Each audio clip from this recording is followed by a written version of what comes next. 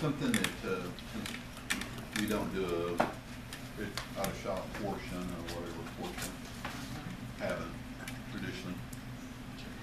What I was thinking was if there was some way in our Tuesday night format, if we could have it'd be a 10-minute, it'd be the various subjects, and maybe it's the various Christian dogmas or whatever, or certain scriptures. A bit subjective, but what is it that we haven't traditionally understood as far as from the source language and the roots of? As far as and there's some various subjects I wrote down. the teaching, as far as the teachings of Yeshua.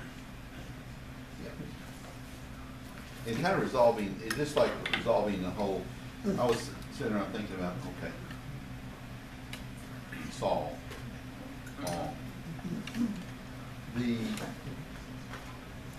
became the worship reverend and basically replaced, from the way he's treated. Right. And the teaching and following. And it's like, oh, well, he took it to the Gentiles. Well, who else could he go to? He was so hated. I mean, he's killed my brother, my uncle, my whoever. He was part of the band that did it. How in the world would he be welcome in traditional synagogues? Because unless they were truly filled and ability, but how would they ever get to forgiveness of that? Of course, that was his only audience. Yeah. Well, Paul went, and not that he did, in the direction of we call them Gentiles. This is something that we don't understand. We call them Gentiles. And the word Gentile actually means a pagan believer. Mm-hmm. But when we ask ourselves, who was Paul ministering to? Specifically, the areas that he went to minister were areas where Hebrews lived that had forgotten where they came from. Sure. These were people that were carried away in the diaspora, and as a result, no longer knew Elohim. They had fallen into the various practices of the peoples they were in. So when we read in Galatians, for example, Galatians tells us a lot, and Galatians is the book that for some reason the Messianic movement wants to stay away from, because the Messianic movement, and I don't mean this in a negative way, the Messianic movement is so caught up in wanting to do all things Jewish that they lose perspective as to what Paul is saying. But Paul, he was in a place where he was actually talking to these people who had, over the centuries, strayed away from Yahweh. They were worshipers, but this was the northern kingdom that was pretty much taken in the diaspora. And we see this, that Yeshua talked to the Samaritan woman, which was a Hebrew woman, but a Samaritan woman because they worshipped things that were traditionally not held to as far as beliefs go within Judaism. But Paul went to these Gentile people not with something that we call the gospel.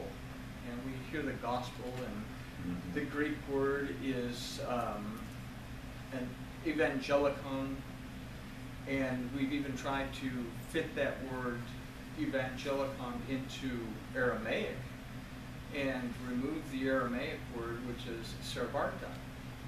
Servarta doesn't mean gospel, it means hope. Hope. Hope. So what was Paul teaching these unbelievers? That there was a hope that they could come back to. Something that they had lost over centuries. He wasn't teaching to just anybody. He had gone after basically what amounts to what we would call the lost tribes of Israel. The dispersed and separated. Yeah. unincorporated or. And he's teaching the hope, because what's happened now is Paul has been teaching. He's been teaching in the synagogues. He's been teaching about Yahshua. He's been teaching about the covenant of Yahshua. He's been teaching about what Yahshua did and what the blood of Yahshua means and what liberation and deliverance comes through believing in Yahshua, that you can be restored, redeemed, liberated, delivered from the things that keep you down, and rebuild your relationship with Yahweh. And this is what he's been teaching. Not anything different than what the Shluchim, the apostles, are teaching in Jerusalem. Shluchim, how do you spell it? Shluchim, S-H-L-E-C-H-I-M, Shluchim. Shluchim is a word that means emissary. It means apostle. Well, apostle. Yeah, it just means an emissary. So. Emissary. But what has happened is that emissaries or representatives from the very strict Jerusalem congregation that say you have to totally convert to Judaism, you have to be circumcised, you have to go through the whole thing, you have to, just the same thing that we hear today. If you want to be Jewish, you have to go through the however long program, and you have to go and sit down in front of the Beit Din and answer all their questions. And if you're a male, you have to go down. Even if you're circumcised already, they have to at least draw blood from that particular part of your body to say that you were circumcised in order for you to convert to Judaism. And what these emissaries, they call them the emissaries from Jacob, which is not necessarily true. We're telling these people that they had to convert totally to Judaism. But on top of that, they were also teaching them that they had to adhere to the takanot of the rabbis. They had to adhere to the rabbinical decrees that had not yet become the Talmud. It wouldn't become the Talmud until 500 at Yavne. But I like the King's. so when we read the book of Galatians, the only thing we read about is the law, the law, the law. When we don't recognize it as talking about Levitical law, these people were still wanting to go and do animal sacrifices when animal sacrifices were no longer required because Yahshua had taken care of that. That's one law that we're talking about. Right. He also talks about another law, which we don't differentiate. He's talking about being bound to the law. You know, the first one, the Levitical law that we just talked about, is the curse of the law. The other one is being bound to the law or under the bondage of the law. He's talking about this rabbinical takanot. Rabbinical takanot that tells you how to get up in the morning. It tells you what shoe to put on first. It tells you what shoelace to tie first. And I've told you all the story about in the Ukraine there was a problem that they said when they were writing the Shulchan Aruch, that they said you get up and you put your right shoe on first, then you put your left shoe on, then you tie your right shoelace, then you tie your left shoelace. And the people in the neighboring province were just mortified. And they wrote a letter and saying, what if you don't have shoelaces? But from this, we understand how oppressive this law is. You can't do this, you can't do this, you can't do this. You have to have 2 refrigerators, you have to have 2 stoves, you have to have 2 sets of cookware, because you can't mix meat and dairy, because we don't understand what the scripture actually means. So when Paul went to teach these people, he took them the very basic things that Yeshua taught. What did he teach? He taught the Shema. He taught them to love Elohim with all their heart, with all their soul, their mind, their strength, and to love your neighbor as yourself. He taught not to kill, not to lie, not to covet. The same things that Yeshua taught. He taught about love. He taught about patience. He taught about husbands and wives working together. But when we look at the epistles that Paul wrote to these congregations, we say, oh, well, we have to apply that to our lives. A lot of the epistles that we read about were written to these specific churches that were having specific problems. And so we say, well, a woman can't talk in church and a woman's not supposed to preach and everything because this particular church, this particular assembly was having problems with a particular woman who was usurping authority. So he wrote that in order to bring that under control. It doesn't mean that all women as a whole are not supposed to lead, because John writes a letter to what looks like the female leader of a congregation. Joshua. Which one's that? It's in one of the 3 epistles of John. I think it's 1 John. In Revelation, talks about Jezebel. She's the leader of a congregation. What is she doing? She's telling people it's okay to join the unions and it's okay to practice all the idolatrous things that they do because you have to make a living, even if it goes contrary to what the word of Elohim says. And that's what Jezebel was telling these people, and as a result, it got way out of hand. But what we see is, the point that I'm making in that is that Paul taught everybody, but he laid out specific details for specific congregations. And when he went back to talk to Jacob, John, and Peter about this conversion problem that they were having, those 3 decided, and this is in Acts, it talks about the Council of Jerusalem, that no, they don't have to convert to Judaism, that they have to adhere to basically three things. They can't blaspheme, don't eat live animals, and don't commit adultery.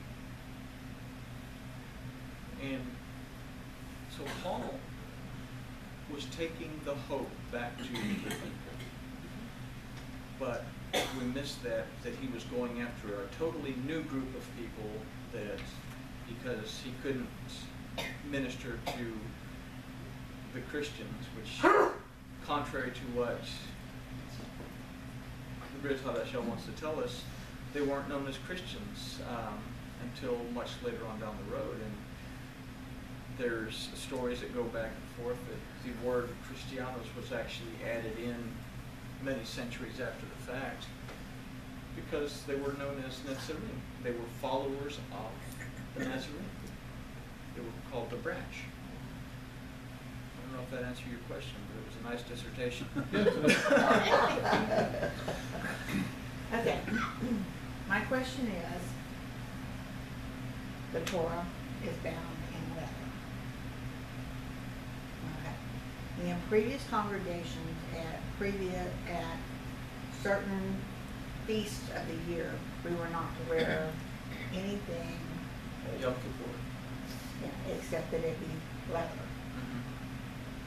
And so, is that why you bind the Torah in leather? Well, I have a confession to make. This Torah, as well as this Torah, are bound in simulated leather material. But It's actually a cloth. So, But it would be of a fabric. this would, not wearing leather shoes, you're not supposed to shower, you're not supposed to put on deodorant, you're not supposed to shave on Yom Kippur. On Yom Kippur. On Yom Kippur. Because it says, on the Day of Atonement, you are to afflict yourselves. This is a total misunderstanding of what this word means. This word means to humble yourself before Elohim. It has nothing to do with what you wear. It doesn't have anything to do with your shower. Again, this is the Shulchan Aruch. This is Talmud, rabbinical decrees that have said this is what it means. So people don't wear leather. People don't shave. People don't shower. People don't comb their hair. They don't brush their teeth. Oh. For an entire day because they're That's afflicting affecting someone. they're afflicting themselves and everybody else. I have to draw, I'm What are we sorry, I have supposed to to do draw on a Yom line. Kippur? I have to brush my teeth. What have we been doing up until Yom Kippur? We've been examining ourselves, and Yom Kippur is a day that we fast. Now this is in Torah that we fast Okay, I did and humble ourselves before Yahweh Elohim. We humble ourselves in everything there is, everything there was, everything there will be, today, yesterday, and tomorrow. We lay it all out because we recognize that Yahweh is our mighty judge who has the authority to redeem us or not. Why do we lay it all out? Why do we humble ourselves on Yom Kippur? We do it so that we can truly, truly, one day out of the year, not eating, not being distracted by anything, take a deep, deep look at ourselves, where we are, what we need to change, lay it before Elohim, and then take time to simply zip it and listen. What do Jews do on Yom Kippur? The rabbis tell them, don't wear leather, don't Don't wear leather. and then go to synagogue and say these prayers for this 24-hour period. Have you taken any time to reflect? You're sitting there reading out of a siddur, offending the person next to you because you smell like, you know, yesterday's raw onions. We said it's not just to do an act of worship. We have to know why we do what we do. And the leather thing is carried over into Messianic Judaism. Because why? Tradition. Tradition. Messianic Jews Because we're gonna drive them to jealousy. are coming out of Christianity. Sure They did. want to, You learned that. the Gentiles, they want to get into all this Jewish stuff to drive the Jewish people to jealousy, and the Jewish people look at them and say, wow, that's really messed up. You worship what you don't understand. And the Jews are in the same boat. They worship what they don't understand. This is what Yeshua was saying. Think about it, we don't like to see people faking or meaning something they're not, the rest of the culture, but yet somehow we think that attracts them. When anyone born and raised within the culture, they all differ. Every one of them we've ever talked to had, oh no, you do it this way, oh no, you do it that way, oh no, whatever. Never could get You're not, anything. unless you're part of their family and did it with their traditions and their interpretations. Exactly. And this was, I think Friday we brought up a comment that I saw on Facebook. It was an Israeli man asking a question about Brit Hadashah, that if we were supposed to go back to the Sinaitic covenant, the covenant of Sinai, if we're supposed to keep Torah, then isn't it a lot more than simply not eating pork and keeping Shabbat? Because he pointed out things like, do you go to the grocery store to buy produce? Is that produce picked on the 5th year? Because if it's not and you're eating it, you're violating Torah. When you eat the delicious ribeye with all the lovely fatty marbling inside, or you eat the delicious hamburger, I thought it was the sinew, not do the you fat. eat it? I don't remember. Well, you violate Torah because the fat belongs to Elohim. So he said, what about these things? You can't keep Torah, is what he was saying. It's not so much the keeping of the external things that we see. It's like Yahshua said, it's not what we take in that defiles us, not what we eat that defiles us.